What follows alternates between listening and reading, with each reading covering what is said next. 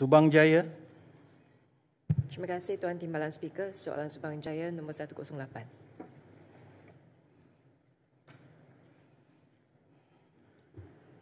kasih Yang Berhormat Subang Jaya.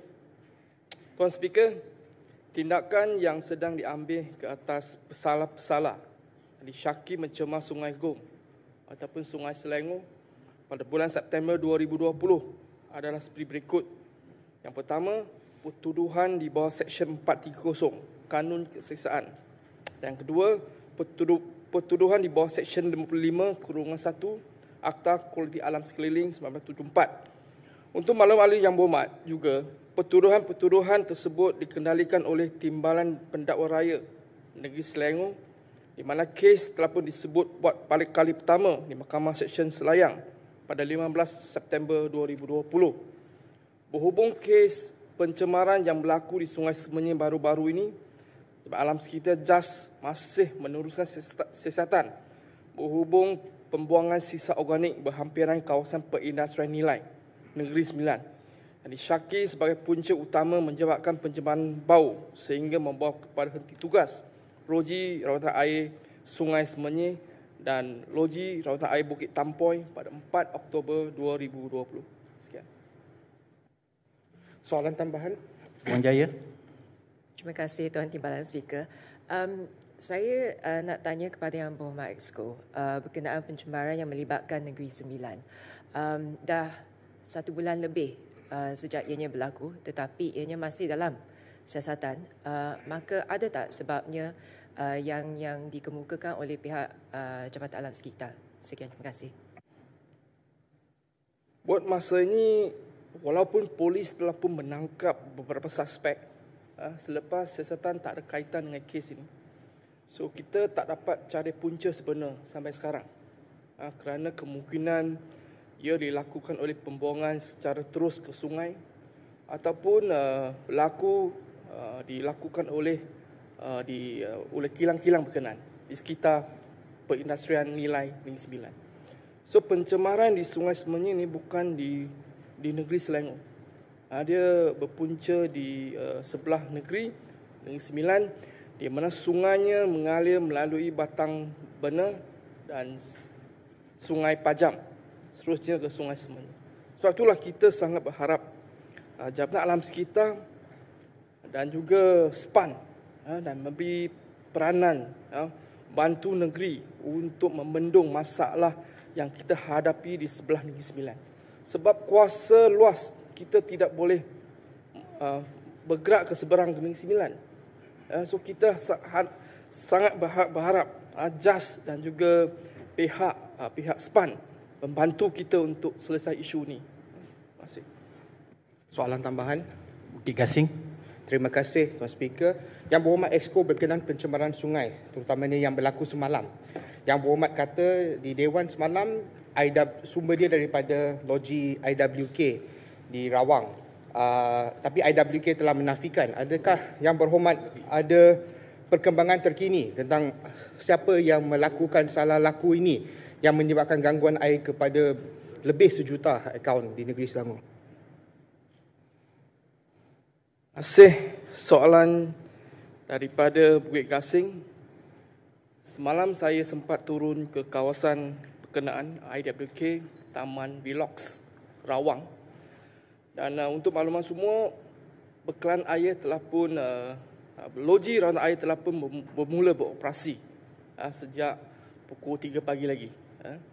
Dan dijangkakan air akan mula disalurkan selepas tengah hari ini. So kita harap di mana yang terlibat bersabar sikit kerana air akan berpulih secara berperingkat-peringkat. Untuk siapakah yang mencemarkan Sungai Selangor semalam? Semalam kita ada buat satu sebuan bersepadu bersama dengan semua pihak, termasuk polis, termasuk luas, termasuk Jabatan Alam Sekitar, termasuk PBT, MPS dan lain-lain. Selepas kita siasat, kita dapati satu premis di Taman Vilox, iaitu premis ni jaraknya 700 meter berdekatan dengan Sungai Gom. Dan premis tu store, mempunyai store waste pembuangan berjadual, pembuangan berjadual. Dan kita dapati mereka membuangkan sisa berjadual ni ke dalam tandas. Tandas. So dia ada hos, ada semua kita jumpai. Tapi kita tidak dapat tangkap siapa. Dan polis telah pun mengenal pasti tuan punya premis. So kita berharap, saya rasa polis akan buat penangkapan untuk buat siasatan selanjutnya. Berkenaan IWK di Taman Wilox, semalam pihak IWK menafikan ini merupakan perbuatan mereka dan mereka juga merupakan satu mangsa. Untuk makluman yang berhormat, pihak IWK telah pun menerima sisa buahan kimia ni sejak 4 hari bulan November, iaitu Rabu lepas, seminggu yang lepas. Dia menerima bahan buangan ni yang berwarna merah dan baunya seakan buah nangka. Buah nangka. Memenuhi sepenuhnya IWK. So IWK pada masa itu melaporkan kes ni kepada SPAN dan menutup outlet daripada IWK. Tetapi IWK masih menerima kumbahan, dia tak boleh stop yang plan IWK ni. Dan IWK telah pun membuat laporan polis pada masa itu. SPAN pun setuju supaya segala kumbahan yang masuk akan diangkat terus oleh lori IWK ke tempat lain. So plan itu telah dihentikan sejak 4 hari bulan November. Akan tetapi kita hairan pihak negeri tidak dimaklumkan perkara ini.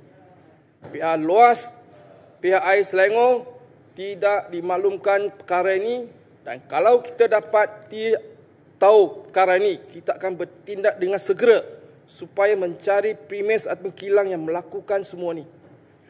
Sebab itulah ini merupakan kali keempat risiko yang ditimbulkan oleh IWK.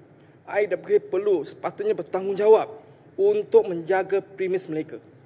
Saya harap polis akan buat sesuatu, menangkap mereka dan menghadap mereka ke mahkamah. Sekian. Yang berhormat, IWK dah kesan. Pihak SPAN dah dimaklumkan oleh IWK. Kenapa pihak SPAN tidak melakukan penyiasatan untuk mencari sumber yang membuang bahan kumbahan ini? Sepatutnya pihak SPAN mengambil tanggungjawab untuk menyelesaikan daripada 4 hari bulan September. Saya amat kecewa mendengar jawapan ini pada hari ini. Pihak SPAN tidak melakukan kerja selama seminggu sehingga kita menyebabkan banyak perumahan, industri dan kedai terjejas. Tuan Speaker. Biar saya jawab dulu. Seminggu ni boleh berlaku apa-apa juga. Saya nampak kalau berlaku hujan, bahan kimia dah melimpah dan mengalir ke sungai. Kerana dah penuh dah, hampir penuh dah. Kalau berlaku suatu hujan, mesti akan dipenuhkan. So dalam seminggu ni memang berlaku. Berlaku hujan dan ada limpahan keluar daripada plan IWK. Dan kita semasa kita sampai, kita minta as-built drawing plan IWK. Malangnya IWK tidak boleh menyediakan, beri kita satu as-built drawing untuk kita siasat plan mereka. Kita nak tahu piping tu ke mana, discharge ke mana, tak tahu. Sebab itulah kita harap, sangat-sangat harap pusat boleh membantu kita. Kerana IWK di bawah pusat, di bawah Kementerian Kewangan, di bawah SPAN, mereka perlu buat sesuatu. Kerana ini merupakan kali keempat yang berlaku di plan IWK. 2 di Bukit Mahkota di Semenyih, 1 di Batangkali dan kali ini di Rawang. So amat malang. Berlaku air di mana air henti tugas, orang Selangor tak dapat air kerana masalah yang berlaku. Terima kasih. Tuan Timbalan Speaker, memandangkan keadaan begitu serius dan kerajaan negeri, kredibiliti ataupun nama baik negeri Selangor sudah tercemar, bukan saja air tercemar, nama baik pun tercemar. Dan saya meminta kerajaan negeri mengambil tindakan legal, membawa IWK ke mahkamah, menang atau kalah belakang kira, dan satu surat amaran ataupun tindakan yang sewajarnya terhadap SPAN juga, kerana SPAN yang kita harapkan, tapi SPAN nampaknya begitu tidak guna. Jadi saya haraplah Exco boleh ambil tindakan bagi pihak negeri Selangor. Terima kasih. Memang kita telah pun membuat laporan polis di mana polis ambil kes ni untuk siasatan, dan kita akan buat sesuatu di mana kita akan gunakan akta luas yang sedia ada untuk mendakwa siapa-siapa. Ingat, IWK pernah didakwa dan disabit kesalahan. Mereka mengakui dan memberi denda, membayar denda sebanyak RM15,000. So ini yang berlaku. So kita tak kira siapa. IWK pun kita akan sue kalau mereka buat salah. Pelabuhan Kelang. Terima kasih Yang Berhormat Tuan Speaker. Saya ingin bertanya kepada Yang Berhormat Kajang, Exco Alam Sekitar. Siapakah yang boleh menyita premis yang melakukan kesalahan, yang menyalurkan air kumbahan sisa tidak berjadual ke IWK ataupun membuang ke dalam tandas premis tersebut? Terima kasih Adun dari Yang Berhormat daripada Pelabuhan Kelang yang bersama-sama saya untuk menziarah ataupun melawat kawasan berkenaan semalam. Untuk makluman Yang Berhormat, sisa berjadual ni dikendalikan oleh Jabatan Alam Sekitar. So berapa kuantiti masuk dan keluar memang dipantau oleh Jabatan Alam Sekitar. Dan siapa boleh sita premis tu?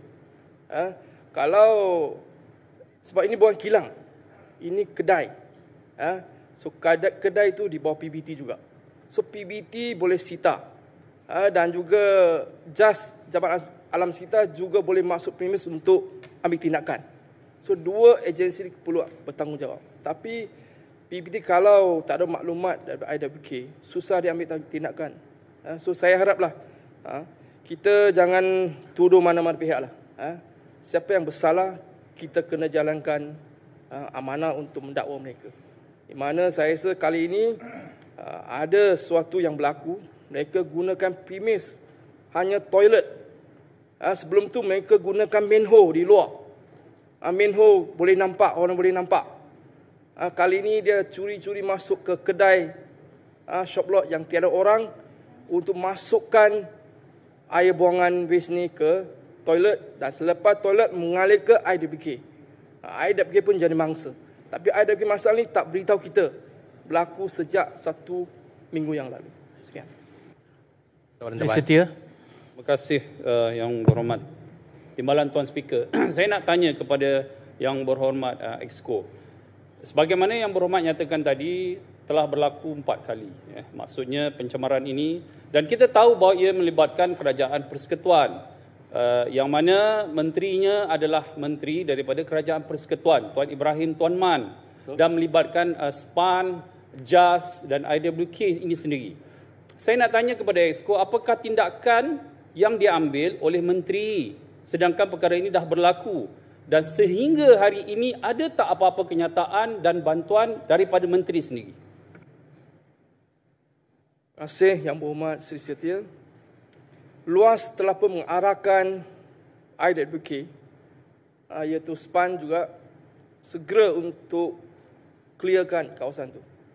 Kita selama maklum nak bagi clearkan hari ini juga. Sebab kalau bahan kimia itu masih berada di IWK, dia ada risiko kalau berlaku hujan, air itu akan melimpah dan mengalir ke sungai. Sebab itulah kita semalam tak keluar arahan segerakan untuk angkat keluar bahan kimia tu untuk di-charge ke tempat lain. Dan plant tu memang telah pun ditutup outlet. Tapi dia masih menerima kumbahan daripada kilang-kilang dan juga rumah yang sekeliling. So kumbahan yang masuk ke loji itu akan terus angkat ke lori dan angkat ke tempat lain. So memang plant tu tidak ada proses lah. Tak boleh proses langsung kerana ada bahan buangan kimia di dalam tu. Ya. Soalan tambahan. Pandat Utama. Terima kasih Tuan Timbalan Speaker. Saya ada satu soalan yang saya rasa banyak warga Selangor ingin tahu. Di mana isu air ini memang isu yang sangat serius di Selangor pada ketika ini. Soalan saya adalah bagaimana kerjasama antara Kerajaan Negeri Selangor dengan Kerajaan Persekutuan. Kami ingin tahu adakah Kerajaan Persekutuan memberikan kerjasama penuh dalam perkara ini. Jenis-jenis kerjasama yang diadakan sekarang, adakah kita mempunyai mesyuarat bersepadu dan sebagainya, dan bagaimanakah maklum balas daripada pihak SPAN di bawah Kerajaan Persekutuan, daripada Jabatan Alam Sekitar di bawah Kerajaan Persekutuan, dan IWK, satu agensi di bawah Kerajaan Persekutuan. Saya ingin dapatkan maklum balas daripada YB-EXCO. Sebelum tu kita memang tak ada masalah kerjasama antara pusat dengan kerajaan negeri, di mana kita ada mesyuarat jalan kuasa kecemasan sumber air, di mana dipengurusi oleh saya dan ahli-ahli yang terdiri daripada SPAN, JAS dan juga semua pihak yang terlibat. So saya boleh call meeting tu bila-bila masa supaya ada satu penyeras kerja boleh dibuat. Saya rasa buat masa ini Jabatan Alam Sekitar memang memberi kerjasama yang baik kepada kita. Mereka memang membuat kerja mereka untuk menyiasat dan juga spot check setiap kilang yang berada di Selangor. So hanya masalah kerana kemungkinan juga mereka menghadapi kengkaman, kekurangan kaki tangan.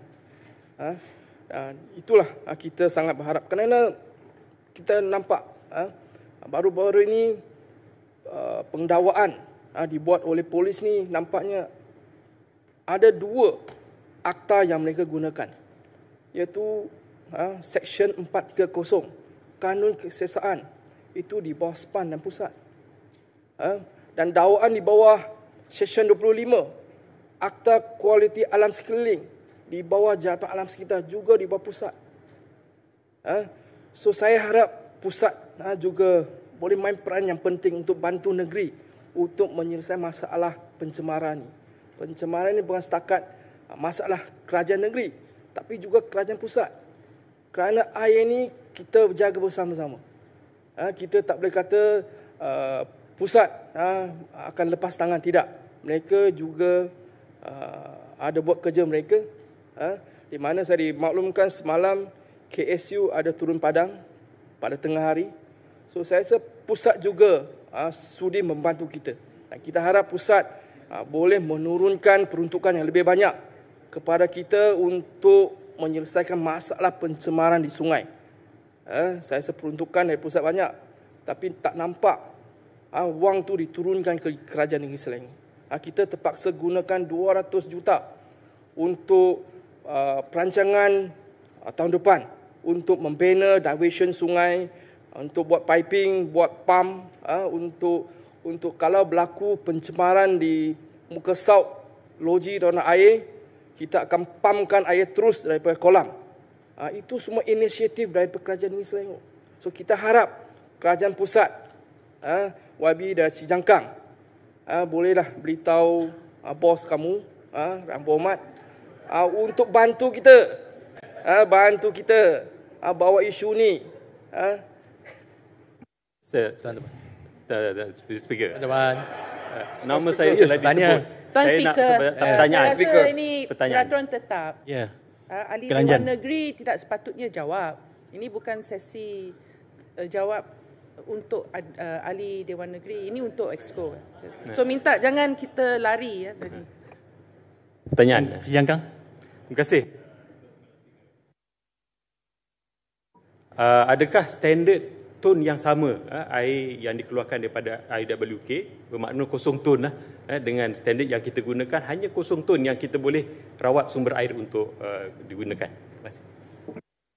Apa tu? Saya tak. Tone. Yalah. Bacaan bau tu tone lah. Di mana pada permulaan kita kesan 8 tone. Selepas itu turun ke 4 tone. Semalam pukul tengah malam baru turun ke 0 tone. Dan untuk maklum yang berhormat, bahan kimia buangan tu yang kita dapati di premis. Saya ingat soalan saya tidak jawab. Soalan saya, adakah standard tone yang sama pencemaran yang dikeluar tone pencemaran ni, air yang keluar daripada IWK dan juga standard tone, makna kosong tone lah yang kita gunakan untuk dirawat? Yang penting bahan kimia tu bau yang seakan sama. Apa bau yang kita kesan di muka sauk SSP 123 dan rantau panjang, bau tu seakan sama dengan apa yang berlaku di IWK. Dan kita dapati premis yang kita dapati yang bersalah melakukan kesalahan tu, bahan kimia tu juga sama, warna sama merah, juga bau nangka. Semasa kita berkesan di discharge di IWK, bau tun tu 30 tan. 30 tan. Dan sampai di Sungai Sembah, kita dapati 5 tun. 5 tun. So sampai ke muka sauk di rantau panjang jadi 4 tun. So itulah tun tu seakan sama, bau seakan sama. Saya rasa yang utamanya adalah tun, sebab kita berdasarkan kepada kosong tun hanya air kita boleh rawat daripada sumber air itu. Tapi kalau kita, walaupun mungkin baunya berbeza, tetapi masih lagi ada pencemaran bau. 4 tun, 5 tun, makna ia masih lagi tidak boleh dirawat.